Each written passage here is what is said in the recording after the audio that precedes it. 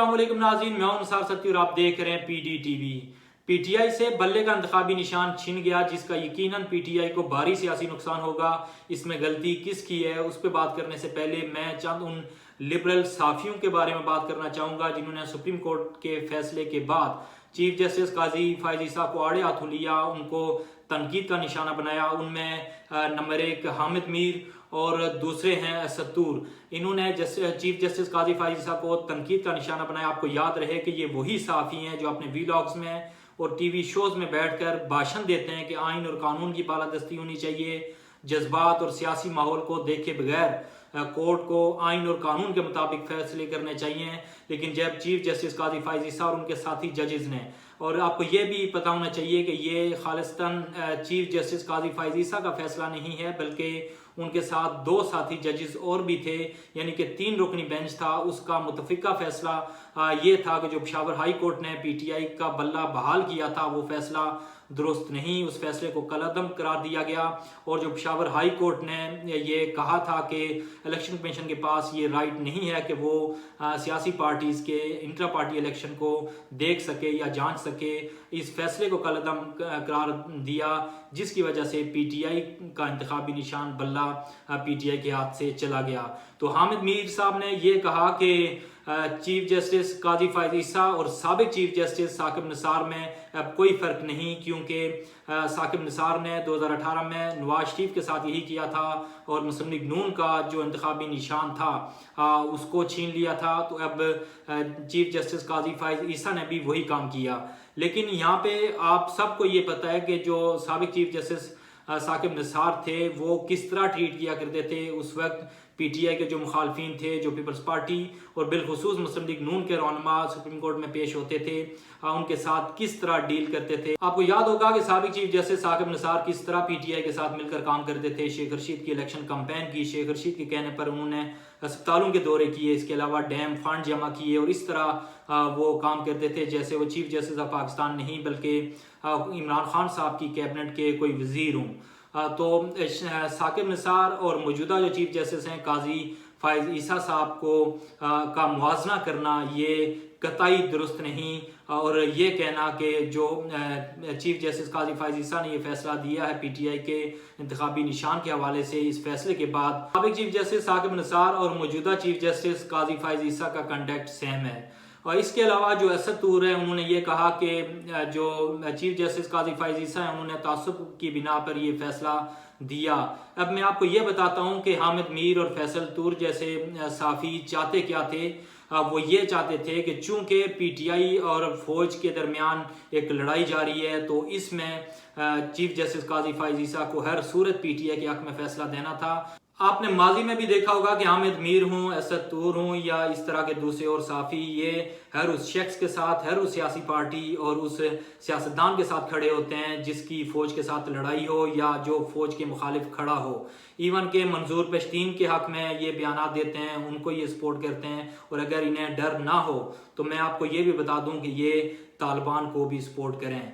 और इनका एतराज़ जो चीफ जस्टिस काजी फायज ईसा हैं उन पर यह है कि चूंकि पीटीआई फौज के मुखालिफ खड़ी है, फौज और पीटीआई के दरमियान लड़ाई है, तो चीफ जस्टिस काजी फायज ईसा को हर सूरत कानून और आइन को बालाताक रखते हुए वो फैसला देना था कि जो एस्टेब्लिशमेंट को या फौज को हांट करे या पीटीआई को पजीराई मिले और एस्टेब्लिशमेंट की सुबकी हो।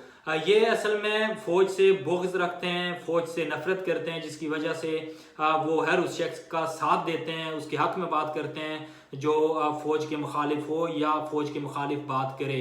यही वजह है कि इस मामले पे वो ये तासर देने की कोशिश कर रहे हैं कि चीफ जस्टिस काजी फायज ईसा ने एस्टेब्लिशमेंट के दबाव में आकर ये फैसला किया और फौज के दबाव में आकर उन्होंने पीटीआई का इंतखाबी निशान बल्ला उनसे छीन लिया।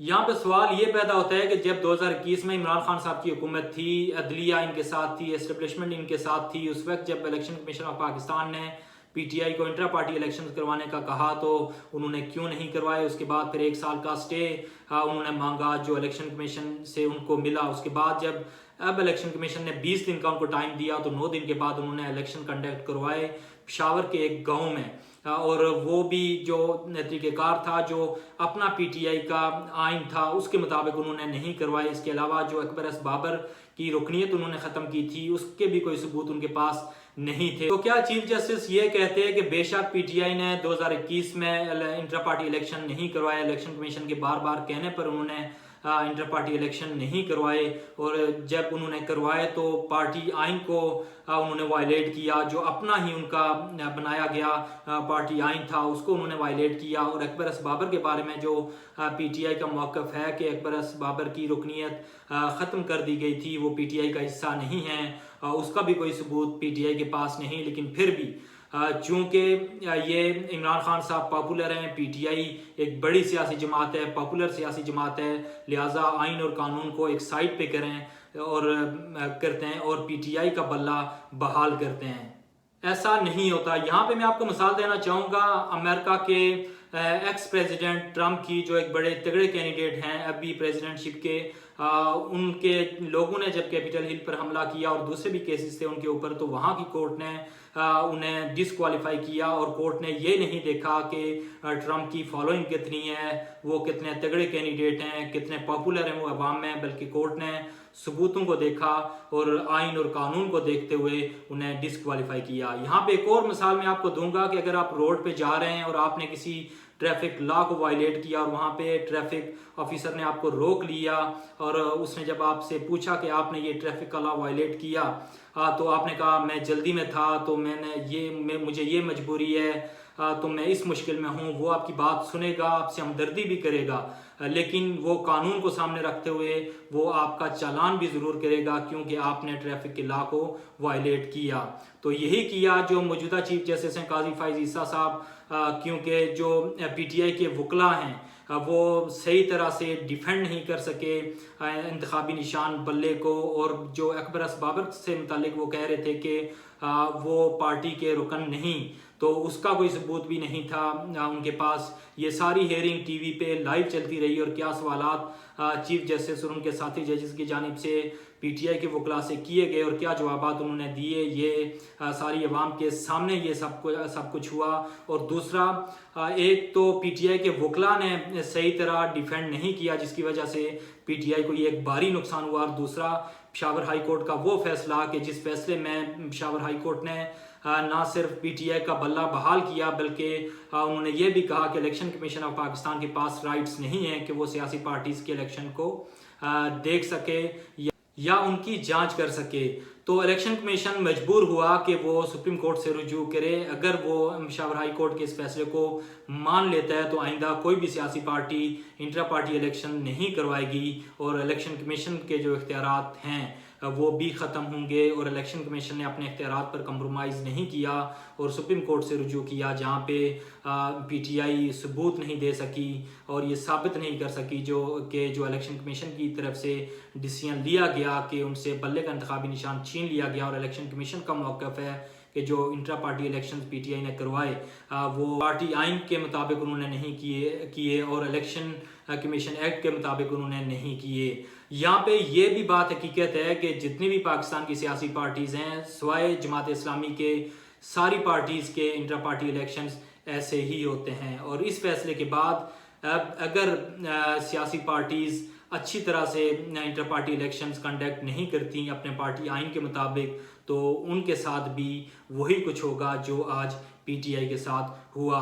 और यहाँ पे एक और बात कि ये सियासी पार्टीज़ जमहूरियत की बात करती हैं और लेवल प्लेइंग फील्ड की बात करती हैं, जब ये अपने वर्कर्स को, अपने कारकुनान को अपनी पार्टी के अंदर लेवल प्लेइंग फील्ड प्रोवाइड नहीं करती, तो ये दूसरों से लेवल प्लेइंग फील्ड की डिमांड कैसे कर सकती हैं। नाज़रीन, आज इतना ही।